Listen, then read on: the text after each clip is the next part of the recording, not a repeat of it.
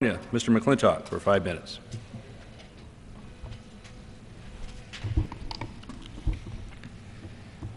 Thank you, Mr. Speaker. I rise today to warn of the latest episode of a saga that can best be described as Greens Gone Wild.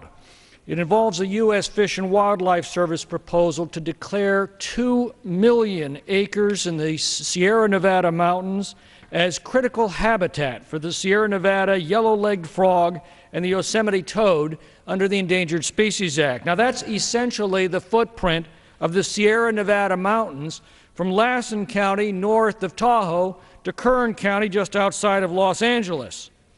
This designation would add draconian new restrictions to those that have already severely reduced productive uses such as grazing, timber harvesting, mining, recreation and tourism, and fire suppression. And for what?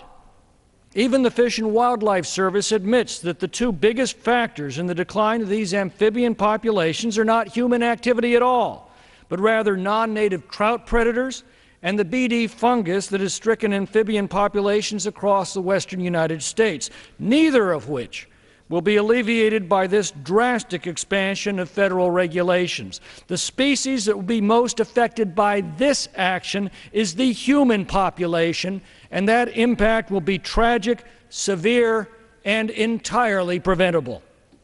For example, timber harvesting that once removed the overgrowth from our forests and put it to productive use, assuring both healthier forests and a thriving economy, is down more than 80% since the 1980s in the Sierras, all because of government restrictions.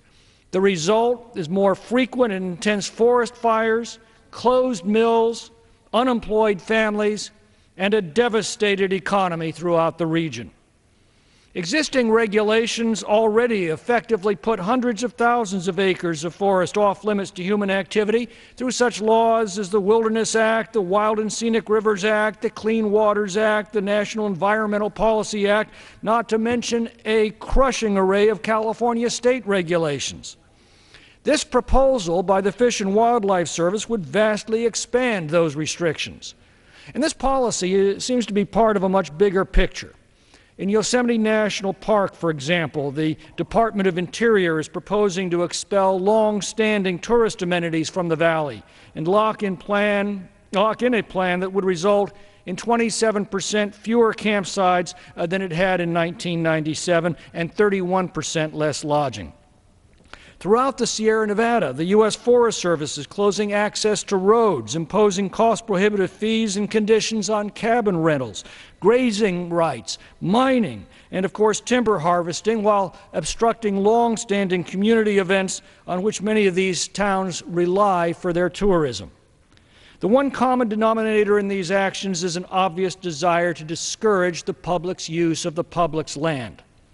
Gifford Pinchot, the legendary founder of the U.S. Forest Service, always said the purpose of the public lands was, quote, the greatest good for the greatest number in the long run.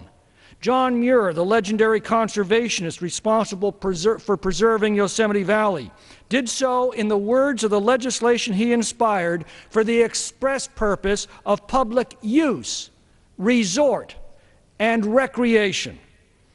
These visions for the sound management of our public lands held by the pioneers of our national parks and forest systems are quickly being replaced by elitist and exclusionary policies that can best be described as look but don't touch, visit but don't enjoy.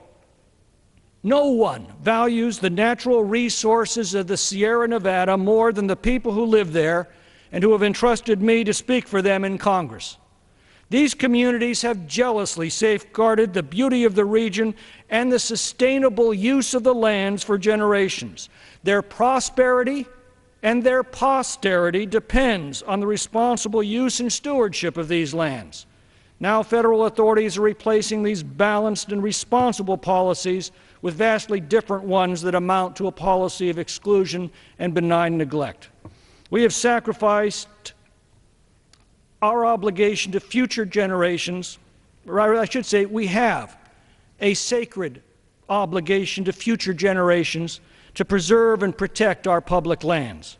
But protecting our public lands for future generations doesn't mean we must close them to the current generation. I yield back. The gentleman yields back. The chair recognizes the gentleman from